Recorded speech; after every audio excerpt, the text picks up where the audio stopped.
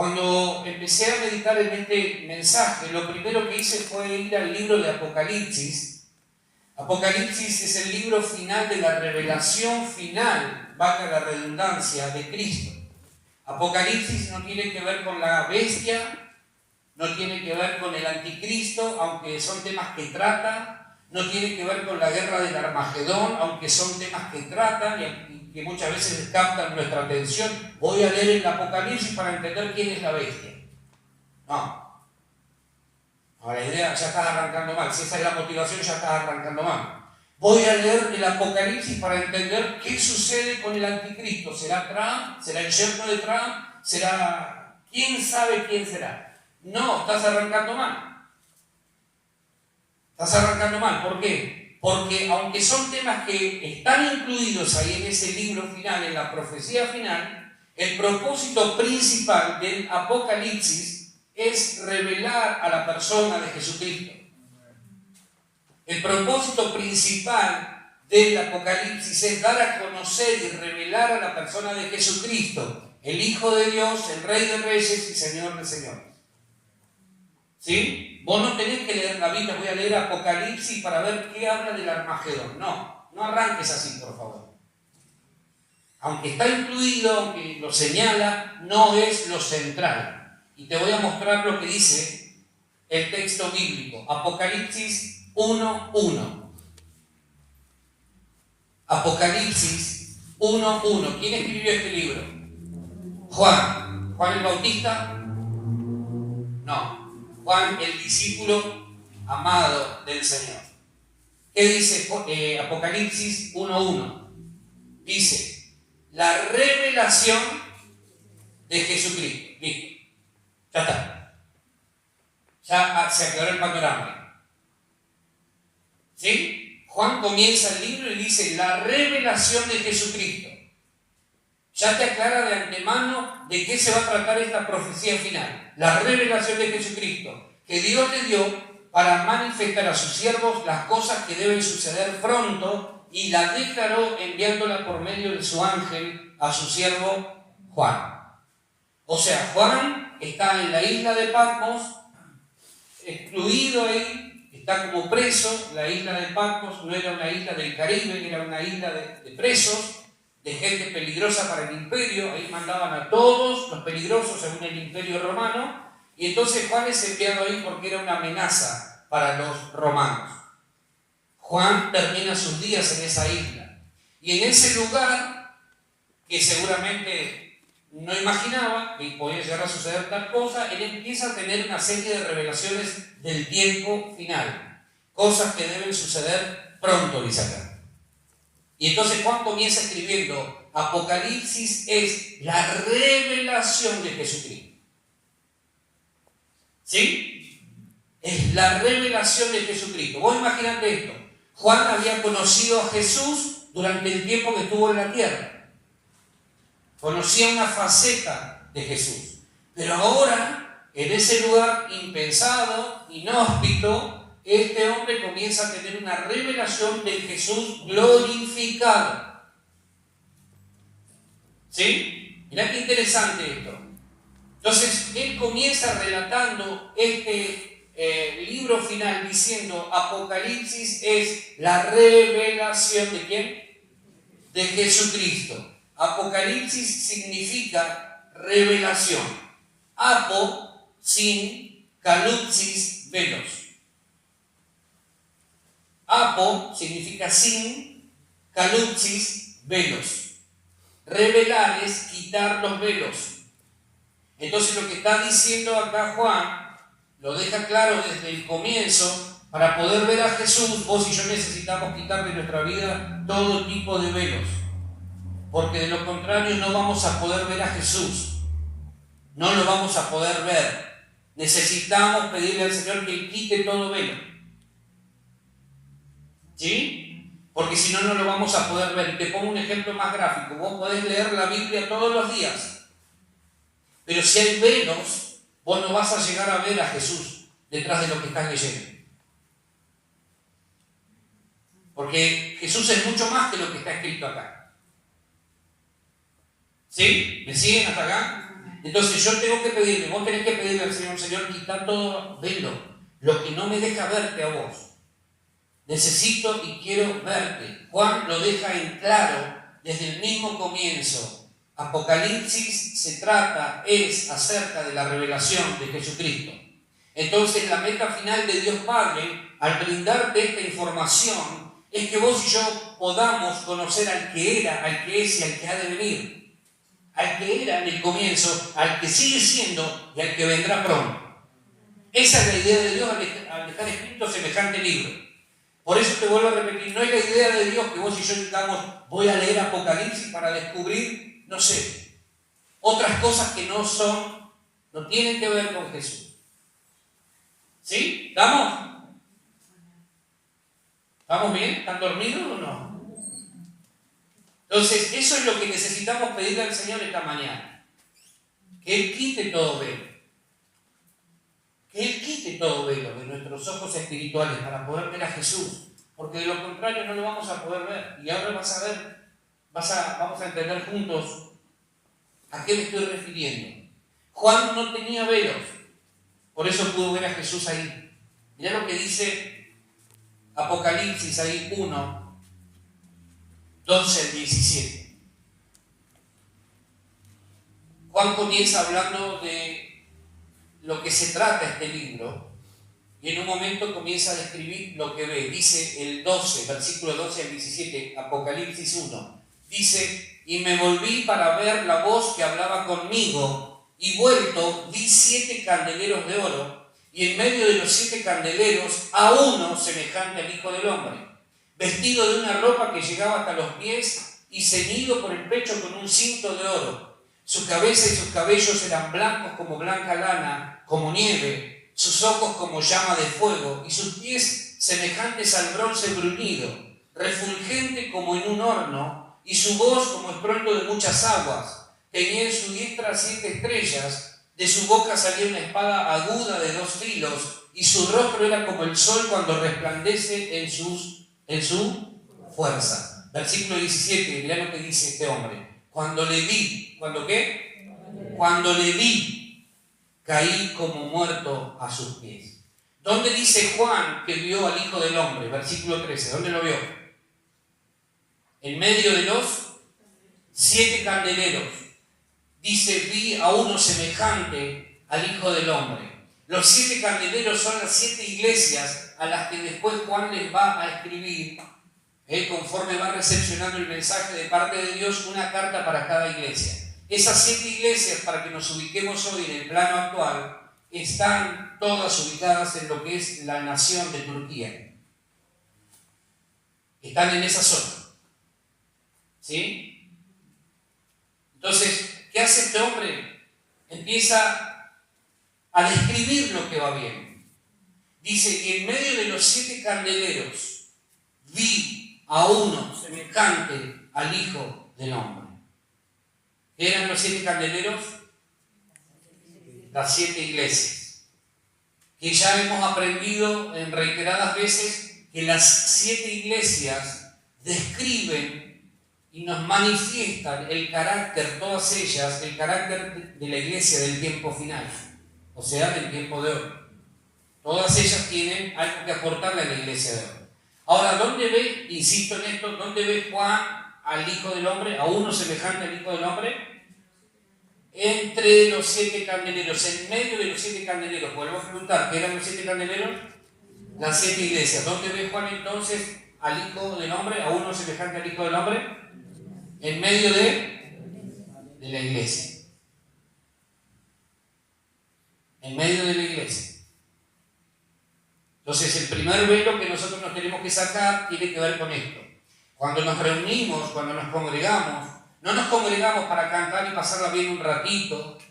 No nos congregamos porque, bueno, es parte de nuestra rutina cristiana evangélica. Nos congregamos porque entendemos que en medio del candelero hay uno que está parecido, semejante al Hijo del Hombre habitando. Eso es lo primero que nosotros necesitamos. ¿Sí?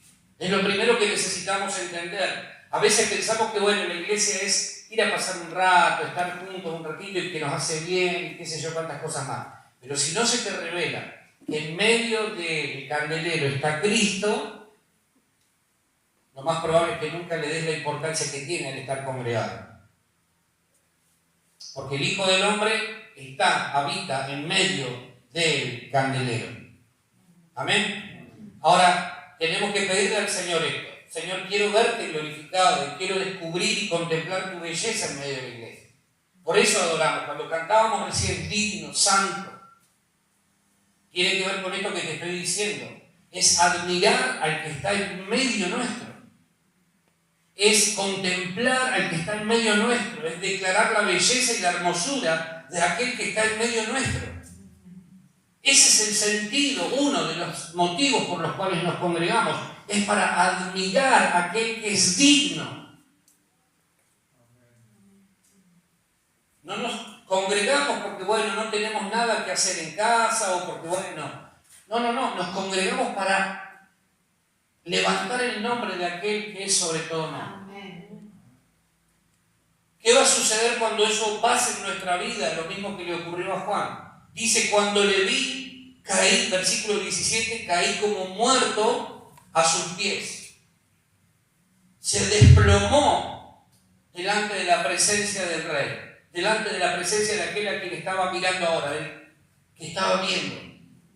Se desplomó. Yo no sé si alguna vez viste caer a alguien muerto o como muerto delante tuyo. Viste que no te da tiempo a nada, porque no es que te dice, aguantá que no voy a desvanecer. Me estoy por desvanecer, ahora. Me estoy por morir. Quedan 3 segundos, 3, 2, 1. No tenés tiempo. Entonces la sensación que yo tenía mientras contemplaba este versículo es que se desplomó. Cuando lo vio, cayó como muerto literalmente a sus pies. Quedó sin fuerzas, quedó sin voluntad. Mirá qué interesante esto. Si todavía después de contemplarlo nuestra voluntad sigue operando sobre nuestra vida por encima de la voluntad de Dios, todavía no hemos visto al que habita en medio del candelero. Todavía necesitamos pedirle al Señor, Señor, quita todo velo. ¿Sí? Porque Juan cuando lo vio dice, caí como muerto, no tuve tiempo a nada, no pude emitir palabra, caí como muerto a sus pies. El que estaba ahí me deslumbró por completo, entonces no tuve tiempo a hacer absolutamente nada, simplemente caí rendido. Eso es lo que necesitamos pedirle al Señor. Señor, ayúdame a verte en medio de la iglesia. Entonces, ¿sabés lo que va a suceder? Que vamos a caer rendidos ante los pies de Cristo. Por causa de lo que estamos viendo.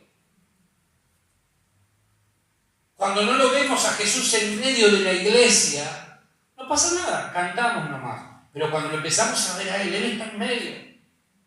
Entonces todo empieza a ser transformado sobre mi vida. Toda mi vida cambia. ¿Sí? Caí como muerto a sus pies. Un temor profundo e irreverente vino sobre la vida de este hombre. Pará, no estoy delante de cualquier persona. No estoy parado frente a un hombre común y corriente. Estoy parado delante de aquel que murió, pero que ahora vive.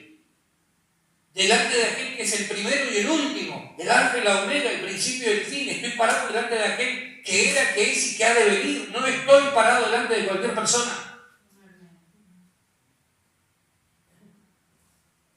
Entonces el temor de Dios vino a la vida de este hombre. Estoy parado delante de aquel que es el Hijo de Dios, ni más ni menos. Entonces ahí cambia toda nuestra cosmovisión del asunto. Porque evidentemente el Señor se sigue paseando, se sigue moviendo en medio de la iglesia. Sigue habitando en medio de la iglesia. Caí como muerto a sus pies, se quedó sin fuerzas, perdió hasta su propia voluntad. Necesitamos pedirle en este tiempo más que nunca, Señor, quitar todo velo, lo que no me deja contemplarte y verte en medio de la iglesia, aunque caiga como muerto. Aunque tenga que morir delante de tu presencia. Porque si no, no lo vamos a poder contemplar. Apocalipsis capítulo 1 es la revelación de Jesús. Seguime esta secuencia. Apocalipsis 1, el primer capítulo, es la revelación de Jesús. Ahí te describe a Jesús. En el capítulo 2 y el capítulo 3 nos muestra la gloria de la iglesia y el carácter de ella. 7 cartas escritas a las 7 iglesias que aparecen allí. Apocalipsis 4 nos muestra lo relacionado a la adoración celestial y la hermosura del Padre. En el 1, Juan presenta a Cristo. Este es Jesús. En el 2, empieza a hablar de la iglesia, muestra la gloria de la iglesia. Con todos sus errores, pero le habla a la iglesia. En el 3 también. Y en el 4, Juan ya empieza a hablar acerca de la adoración celestial y de la hermosura del Padre. ¿Sí? ¿Hasta acá vamos? ¿Sí? ¿Se van entendiendo? A partir de ahora quiero hablarte de este tema, la dignidad del Cordero. La dignidad del Cordero. ¿Qué significa dignidad? Significa con honor, merecedor. ¿Qué significa? Con honor, merecedor. ¿Sí? Entonces, cuando vos y yo estamos declarando y diciendo que alguien es digno, ¿qué estamos diciendo? Que esa persona, ante quien estamos confesando que es digno, es merecedor. En la Biblia, el término hebreo que se traduce como dignidad también se define como esplendor, majestad, gloria y honor. Cuando vos y yo pensamos que alguien es digno, cuando pensamos que alguien es merecedor, automáticamente decimos, bueno, esta persona se lo merece porque hizo esto. Entonces pensamos en una recompensa o reconocimiento. ¿Sí? ¿Me siguen hasta acá? Se porta bien nuestro hijo y que decimos, vos que lo mereces, que lo ganaste, tomá, 10 pesos. Miserable, 10 pesos. ¿No? Pues tenemos ese sistema nosotros de alguien hace algo bien, lo recompensamos. Y Dios también muchas veces obra de esa manera. Te portaste bien este mes, te voy a bendecir con esto. Hay otras que nos portamos mal, otras ocasiones en las que nos portamos mal, pero Dios no deja de extender su gracia sobre nuestra vida. Ahora, cuando hablamos de dignidad, estamos hablando de alguien que es merecedor. Merecedor. Vamos a ver lo que obviamente nos sigue diciendo el libro de Apocalipsis, pero vamos al capítulo 4. Capítulo 4, del 9 al 11. Ya estamos acá metidos en el cielo, o en lo que tiene que ver con la adoración celestial. Mirá lo que dice capítulo 4 de Apocalipsis, del 9 al 11. Dice, y siempre que aquellos seres vivientes dan gloria y honra y acción de gracias al que está sentado, ¿dónde? En el trono, al que vive por los siglos de los siglos. Los 24 ancianos se postran delante del que está sentado, ¿dónde? En el trono, y adoran al que vive por los siglos de los siglos, y echan sus coronas delante del trono, diciendo, Señor, digno eres de recibir la gloria y la honra y el poder, porque tú creaste todas las cosas, y por tu voluntad existen y fueron creadas. Señor, digno eres. Lo que está diciendo acá este versículo 11 es que Jesús es digno, que Dios es digno. ¿Sí? ¿Me van siguiendo hasta acá? Fíjense cuántas veces aparece la palabra o la expresión en el trono. 3 veces en los versículos que acabamos de leer. O sea que todo gira alrededor de ¿quién? Del trono de Dios. Todo gira alrededor de ¿dónde? Del trono de Dios. Juan dice en el versículo 9, al que está sentado en el trono. ¿Quién está sentado en el trono? ¿Quién? ¿Quién está sentado en el trono acá? ¿Quién está sentado en el trono acá?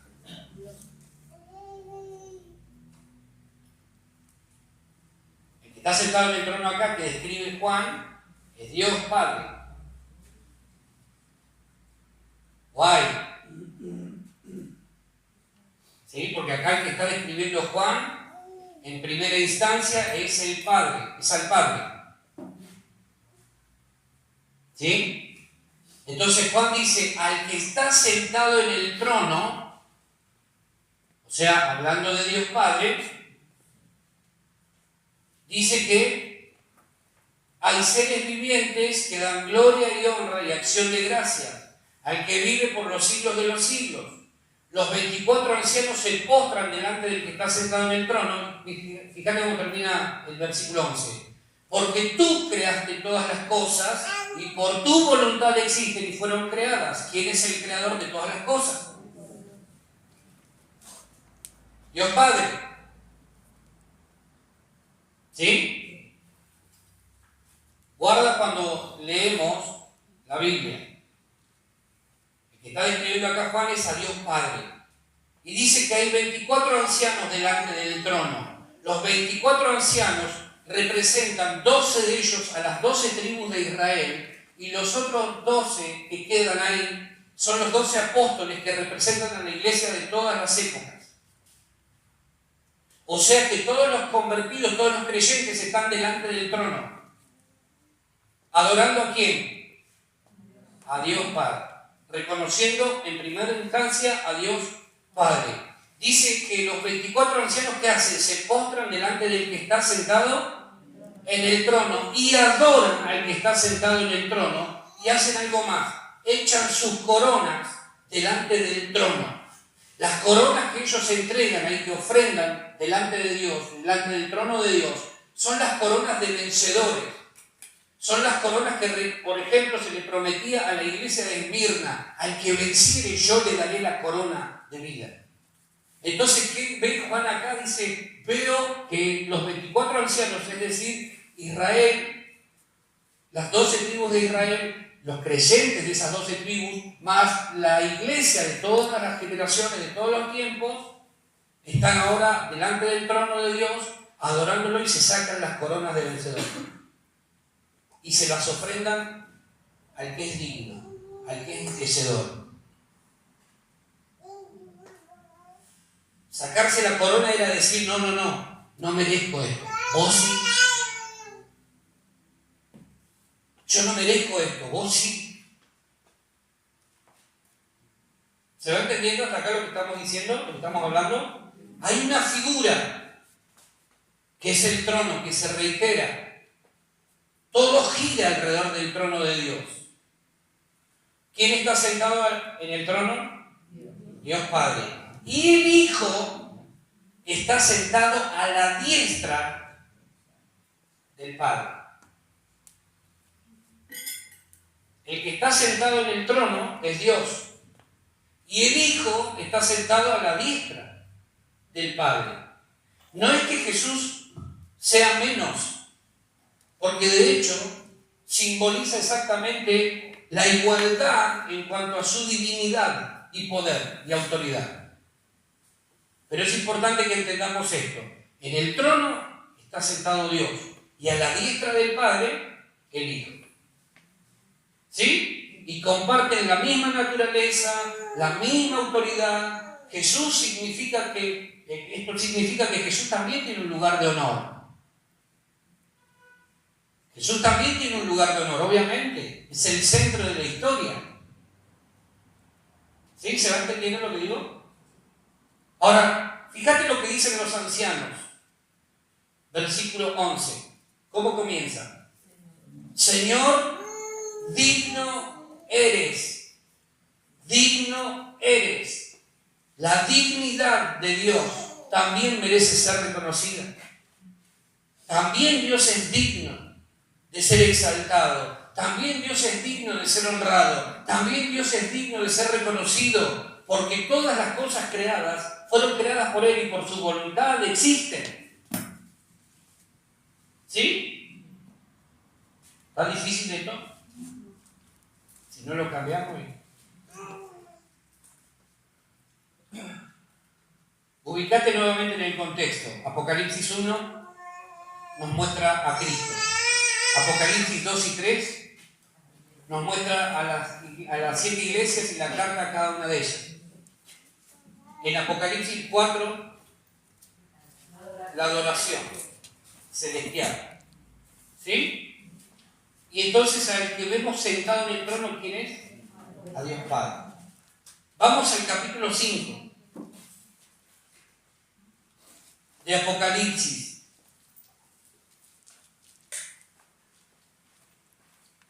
Capítulo 5, del 1 al 5, vamos a leer. Dice Juan: y vi en la mano derecha del que estaba sentado en el trono un libro escrito por dentro y por fuera, sellado con 7 sellos. Y vi a un ángel fuerte que pregonaba a gran voz: ¿quién es digno de abrir el libro y desatar sus sellos? Y ninguno, ni en el cielo, ni en la tierra, ni debajo de la tierra, podía abrir el libro, ni aún mirarlo. Y lloraba yo mucho, versículo 4, porque no se había hallado a ninguno digno de abrir el libro, ni de leerlo, ni de mirarlo. Y uno de los ancianos me dijo: no llores, he aquí que el león de la tribu de Judá, la raíz de David, ha vencido para abrir el libro y desatar sus 7 sellos. ¿Dónde estaba la historia acá centrada? En el trono de Dios. Vemos a Dios Padre sentado en el trono. Y ahora Juan agrega acá que en su mano derecha que había un libro escrito por dentro y por fuera, sellado con 7 sellos. La mano derecha de Dios simboliza favor y fuerza divina. La mano derecha de Dios, cuando la Biblia cita la mano derecha, está hablando de la gracia, del favor y de la fuerza de Dios obrando sobre la vida de alguien. Por eso el salmista decía: tu diestra me ha sostenido. Tu diestra me ha sostenido. Entonces, el que está sentado en el trono es Dios, y en su mano derecha contiene un libro sellado con 7 sellos, escrito por dentro y por fuera. ¿Qué es esto? ¿Qué significa esto? Ese libro contiene en su interior y en su exterior todo lo relacionado a la salvación y a los juicios que solamente por medio de Cristo iban a ser desatados. La salvación iba a ser alcanzada solamente por medio de Jesús. Y los juicios, una vez que Él abriera ese libro, iban a comenzar a suceder. Son 7 juicios que necesariamente tienen que acontecer previos a la venida del Señor. ¿Sí? Entonces, esto es lo que nosotros necesitamos entender. Jesús era el único que podía abrir ese libro. Era el único. Pero hasta este momento, Juan no lo había descubierto. Y por eso dice, lloraba. Él lloraba y lloraba mucho. Porque faltaba ponerle el punto final a la historia. Sin la apertura de ese libro, todo iba a estar inconcluso. ¿Sí? Entonces, viene uno de los ancianos, versículo 5, y le dice a Juan: no llores, he aquí que el león de la tribu de Judá, la raíz de David, ha vencido para abrir el libro y desatar sus 7 sellos. Es decir, hay uno que es digno de recibir toda la gloria, toda la honra, todo el honor, porque ha vencido. Hay uno que es digno y que está apto para abrir el libro y desatar los 7 sellos. 7 juicios, momentos proféticos que tienen que suceder, que están sucediendo algunos de ellos, previos a la venida de Cristo. Tienen que suceder. En algún momento vamos a hablar de esos 7 sellos. Pero tenemos que saber que son juicios. Ahora, en el capítulo 5 Hay una pregunta que está ahí en el versículo 2. El ángel que aparece ahí hace una gran pregunta. ¿Quién es digno? ¿Quién es merecedor? ¿Quién puede abrir este libro y desatar los juicios?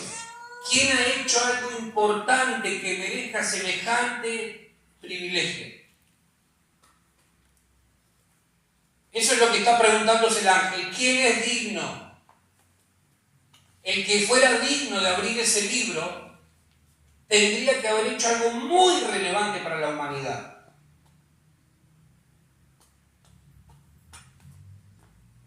No era cualquier persona. Tendría que haber hecho algo muy glorioso en favor de todos los mortales. ¿Sí? ¿Me van siguiendo acá? ¿Está muy difícil el asunto? ¿No? Este ángel pregunta, ¿quién es digno de abrir el libro y desatar sus sellos?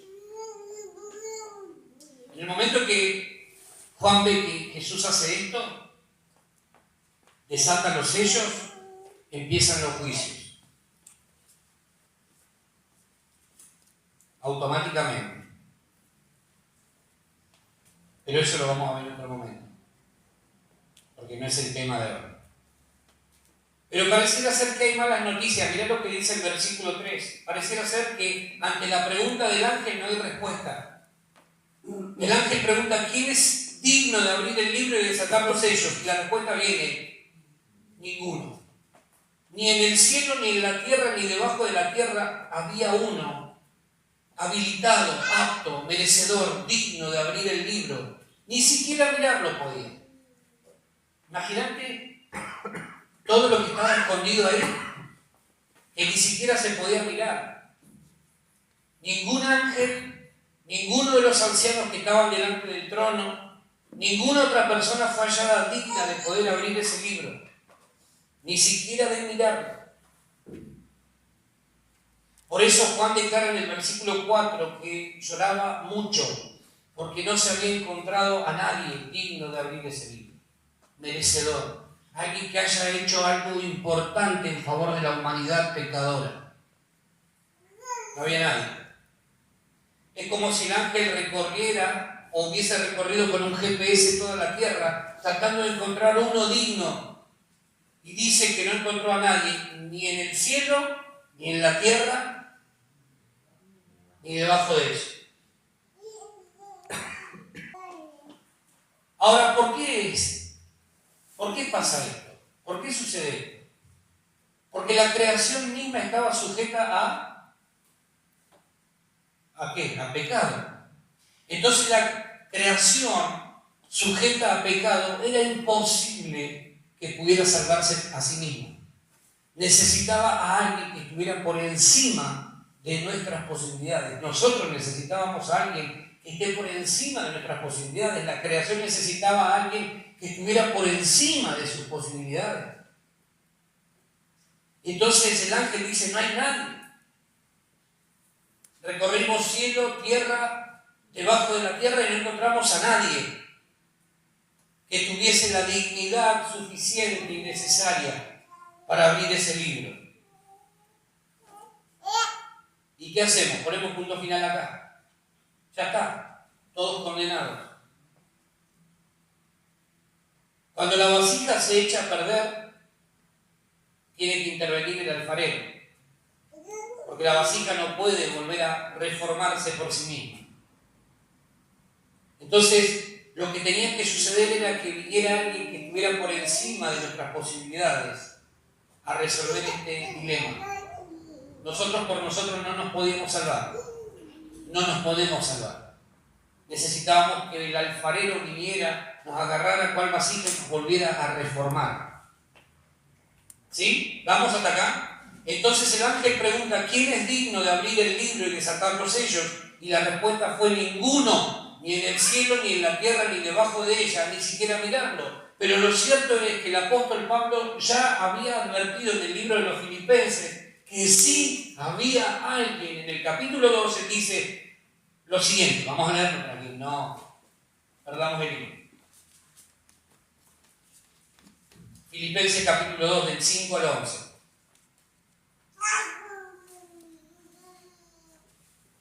Dice, haya pues en vosotros este sentir que hubo también en Cristo Jesús, el cual siendo en forma de Dios, no estimó el ser igual a Dios como cosa a que aferrarse, sino que se despojó a sí mismo, tomando forma de siervo, hecho semejante a los hombres, y estando en la condición de hombre, se humilló a sí mismo, haciéndose obediente hasta la muerte y muerte de cruz, por lo cual Dios también le exaltó hasta lo sumo, y le dio un nombre que es sobre todo nombre, para que en el nombre de Jesús se doble toda rodilla de los que están en los cielos, en la tierra y debajo de la tierra, y toda lengua confiese que Jesucristo es el Señor, para gloria de Dios Padre. Pablo ya había advertido que había alguien que tenía un nombre sobre todo nombre en el cielo, en la tierra y debajo de ella. Ahora, ¿cuándo es que Juan deja de llorar, según lo que acabamos de leer? Cuando viene uno de los ancianos y le dice, hay uno, no llores más, porque he aquí que el león de la tribu de Judá, la raíz de David, ha vencido y es digno de abrir el libro y desatar sus 7 sellos. Ahora, volvé a leer ese versículo 5, Apocalipsis 5, versículo 5, volvé a leer. ¿Qué es lo que ve ese anciano que le habla a Juan? ¿Qué ve? Ve a Jesús, pero ¿cómo lo califica? ¿Cómo lo define? Como el león de la tribu de Judá. ¿Qué ve? ¿Qué ve el anciano este? Un león. El anciano viene y le dice, no llores más, porque he aquí que el león de la tribu de Judá, o sea, lo que está viendo este hombre anciano que estaba delante del trono, es a un león. Ahora mirá lo que dice el versículo 6. Juan mira, dice, y vi que en medio del trono y de los 4 seres vivientes, y en medio de los ancianos estaba en pie un... Entonces alguno se equivocó acá. ¿Cómo es que viene y dice, hay un león, y este viene y dice, hay un cordero? Vamos a ponernos de acuerdo. ¿Qué hacemos acá? O es león o es cordero. Ambas cosas. Ambas cosas. Ambas cosas. Aunque el anciano ve al león de la tribu de Judá, Juan ve un cordero como inmolado. Lo que se nos revela aquí es que la victoria no fue lograda con fuerza o poder como el de un león, sino por la entrega de un cordero inmolado en la eternidad, que vino a quitar el pecado del mundo y a rescatar al pecador de toda condenación. El estandarte, la bandera del reino de los cielos, ¿sabés cuál es? Un cordero. Un cordero. Un cordero. Esa es la bandera que flamea en el reino de los cielos. Un cordero inmolado desde la eternidad. Si vos ves y te dedicás a estudiar la palabra, te vas a dar cuenta que el cordero inmolado siempre estuvo. En Génesis, cuando Adán y Eva pecan, Dios mismo tuvo que sacrificar un cordero para darle pieles y cubrirlos. Cuando Dios le pide a Abraham que sacrifique a su hijo, y él que ya lo iba a sacrificar, dijo, amén, Señor, es que ya me tiene cansado, así que amén, gloria a Dios. El ángel desde el cielo dijo, no lo hagas. ¿Y qué apareció? Un cordero. En el Éxodo, cuando celebraban la Pascua, ¿qué es lo que tenían que sacrificar por familia? Un cordero. O sea, el cordero siempre estuvo. Pero ahora Juan lo está viendo y dice, este es el cordero que estuvo siempre inmolado. No es que ahora apareció misteriosamente. A Juan se le reveló lo que ya era. Pero para ello hay que sacarse los velos, hay que pedirle al Señor, Señor, quítame los velos, porque si no yo no voy a poder entender esto. El estandarte del reino de los cielos es un cordero que está vivo y presente y que aún posee las marcas de haber sido inmolado. Por eso Juan dice, veo un cordero como inmolado. Si ya había pasado mucho tiempo desde que Jesús había ascendido a los cielos, había resucitado y todo lo demás, ¿por qué aún permanecían las marcas? Porque esas marcas son símbolos de victoria. Hay otras marcas que quedan muchas veces en nuestra vida, símbolos de algún dolor, de alguna herida, de alguna derrota. Pero esas marcas eran señales de victoria. ¿Cuáles eran las características del cordero que menciona ahí Juan? En el versículo 6, tenía que 7 cuernos, 7 ojos, los cuales son los 7 espíritus de Dios enviados por toda la tierra. 7 cuernos, símbolo de poder, poder perfecto. Cuando Daniel describe los imperios, hablando de los imperios que se iban a levantar, que iban a querer destruir a Israel y a Jerusalén, habla de, este tenía 4 cuernos, este tenía 3, este tenía 2, este tenía... Conforme a la medida, la cantidad de cuernos era el poder que tenía. Entonces cuando acá ve a este cordero, Juan lo describe como el que tiene 7 cuernos, tiene todo el poder. Todo el poder. Él tiene el poder perfecto, omnipotencia. Fíjate vos lo que ve Juan. Ve a Jesús omnipotente. Todo el poder está centrado en él. Además tenía 7 ojos, visión perfecta. Eso habla de omnisciencia, el Dios que todo lo ve. Yo no te veo, pero hay un Dios que todo lo ve, que todo lo sabe, que todo lo conoce. Esa es la omnisciencia de Dios, la plenitud del Espíritu. Pero además habla de los 7 espíritus de Dios enviados sobre toda la tierra. Omnipresencia. Los 7 espíritus de Dios fueron enviados sobre toda la tierra. Omnipresencia. Dios está presente en todos lados. Fíjate lo que está viendo este hombre. Quiero que te metas en los zapatos de ese hombre y empieces a darte cuenta de lo que él está viviendo. Está descubriendo un montón de cosas que durante años estuvieron veladas a muchos cristianos. Él está teniendo una revelación del tiempo final y está descubriendo al que era, al que es y al que ha de venir. Versículo 7 dice, y vino y tomó el libro de la mano derecha del que estaba sentado en el trono. ¿Quién estaba sentado en el trono? Dios Padre. ¿Qué hace Jesús? Viene y agarra y toma el libro de la mano derecha. Tomar el libro era una señal clarísima de que él era el único digno de poder hacer lo que estaba haciendo. Significa que ese hombre cumplía con todos los requisitos necesarios para poder tomar el libro y abrirlo. Era el único digno para mover la historia hacia el cumplimiento del propósito eterno de Dios. Y entonces, ¿qué sucede después? A partir de ese momento, cuando los que están ahí alrededor del trono ven lo que está sucediendo, ¿sabes qué ocurre? Todo explota en adoración.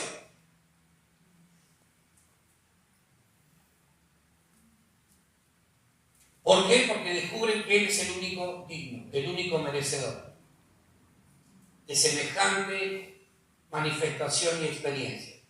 Versículo 8. Dice, y cuando hubo tomado el libro, los 4 seres vivientes y los 24 ancianos se postraron delante de ¿quién? Ahora sí, el que recibe reconocimiento acá es el Cordero. Tenían todos tenían arpas y copas de oro llenas de incienso, que son las oraciones de los santos. Cada vez que vos orás, por eso esta es una de las cuestiones importantes por las que debemos orar, porque cada vez que vos orás, le añadís a tu copa algo más. ¿Y dónde estaba esto? Las oraciones de los santos, las copas llenas de incienso, las copas de oro, ¿dónde estaban? Delante del trono. delante del trono. Tu oración no es que queda al techo y queda ahí pegadita al techo. No. Sube y llega hasta el trono de Dios. Y queda guardada en una copa. Y fíjate que es tan importante la oración que en el momento más sublime en la historia es reconocida acá. Es descrita acá. Y copas de oro llenas de incienso, que son las oraciones de los santos. ¿Sabes dónde está tu oración? Delante del trono. Para memoria de delante de Dios.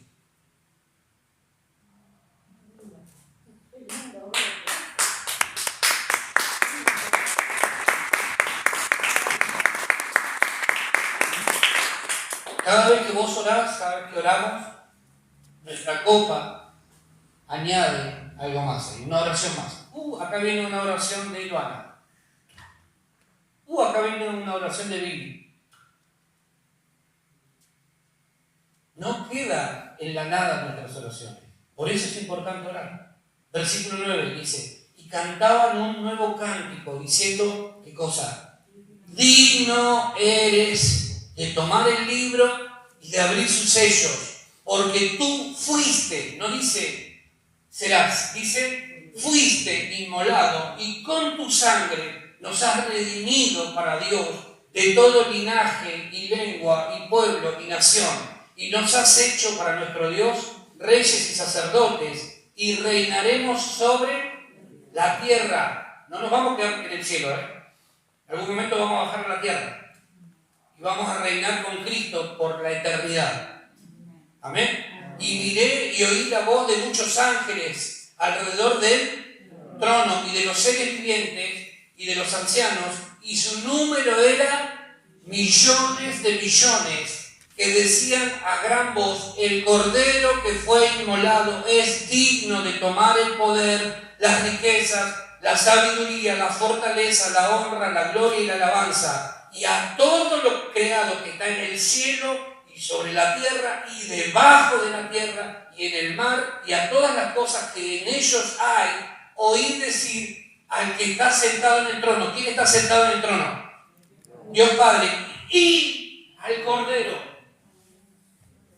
Sea la alabanza, la honra, la gloria y el poder por los siglos de los siglos. Los cuatro seres vivientes decían amén.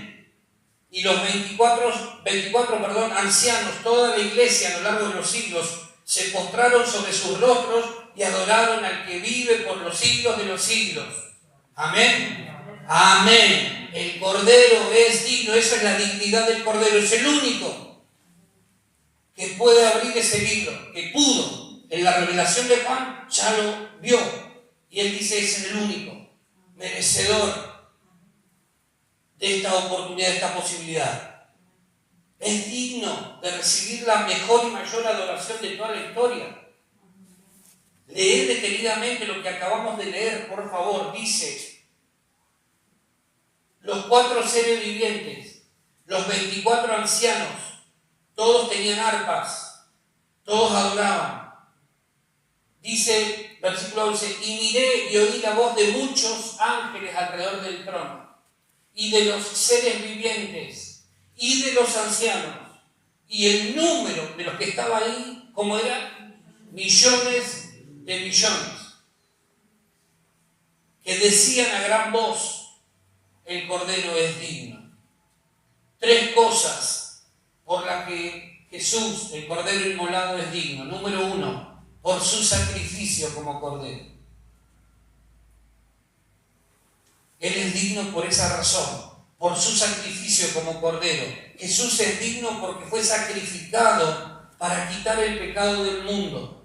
Su muerte no fue una derrota, sino el acto de redención necesario y la muestra de amor más grande que la humanidad entera pudiera llegar a experimentar.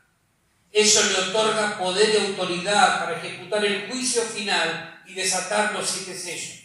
Jesús es digno por su sacrificio como Cordero.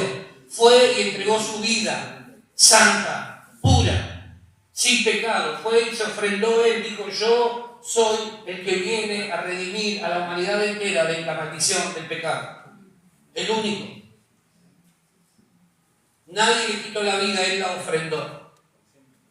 En segundo lugar, es digno por haber redimido a la humanidad. La palabra redimir significa comprar. Entonces lo que hace Jesús es pagar y comprar con su sangre el precio que significaba redimir a la humanidad entera, comprando a personas de toda raza, de toda lengua, de toda tribu y de toda nación. Por eso hay miles de millones alrededor del trono. No creas que vamos a estar solamente nosotros.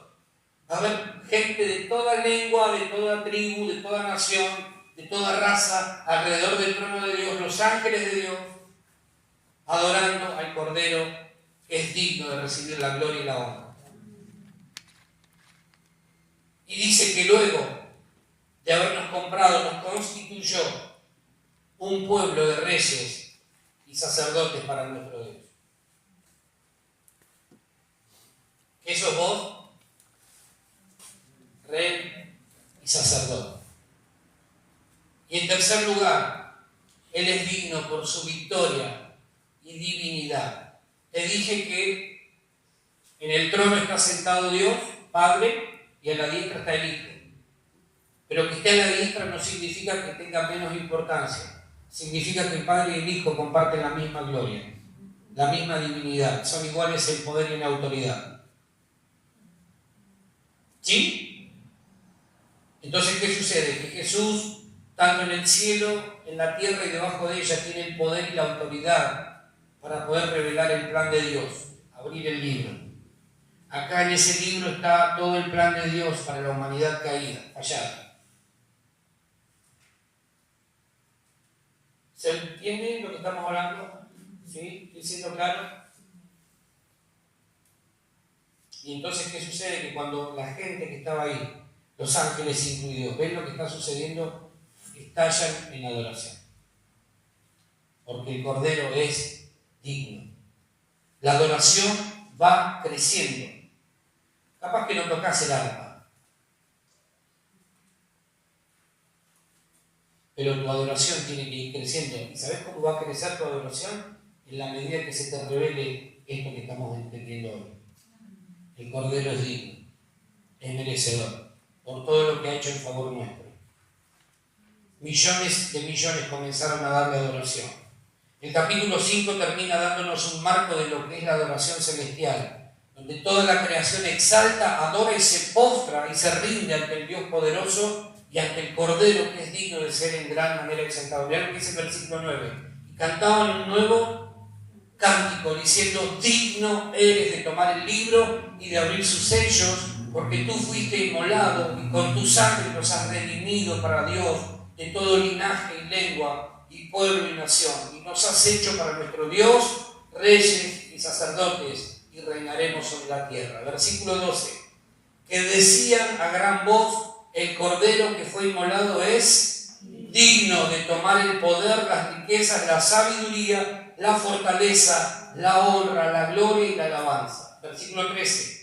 Y a todo lo que está creado, a todo lo creado que está en el cielo y sobre la tierra y debajo de la tierra y en el mar, y a todas las cosas que en ellos hay, oí decir al que está sentado en el trono y al Cordero sea la alabanza, la honra, la gloria y el poder por los siglos de los siglos. Ahí la adoración estalla, irrumpe con toda su fuerza. El trono de Dios, al que está sentado en el trono y al Cordero que es digno de recibir la gloria, la honra y el poder. Es la dignidad del Cordero la que nos permite haber alcanzado la gracia y el favor divino y poder ahora esperarle en breve. Es la dignidad del Cordero.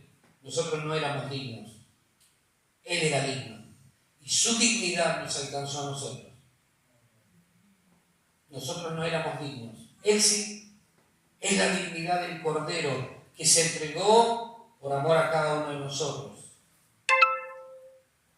Y gracias a Él tenemos salvación. Estaba interpretando el nombre de 4 seres vivientes. Sí, son ángeles. Son ángeles. Esa es la dignidad del Cordero de Dios. Es la dignidad del Cordero de Dios la que yo quiero que vos te lleves hoy. En tu corazón, en tu alma, en tu mente. Vos y yo no éramos dignos de nada. Nosotros merecíamos otra cosa. Pero como Jesús fue hallado digno, único, para poder abrir el libro, entender lo que significaba el plan que estaba manifestado y el plan divino, y a su vez poder desatar los 7 sellos, es que nosotros hoy podemos estar seguros de nuestra salvación a través de él. Es la dignidad del Cordero de Dios la que proclamamos y proclamaremos por la eternidad. Amén. Nos ponemos de pie, por favor.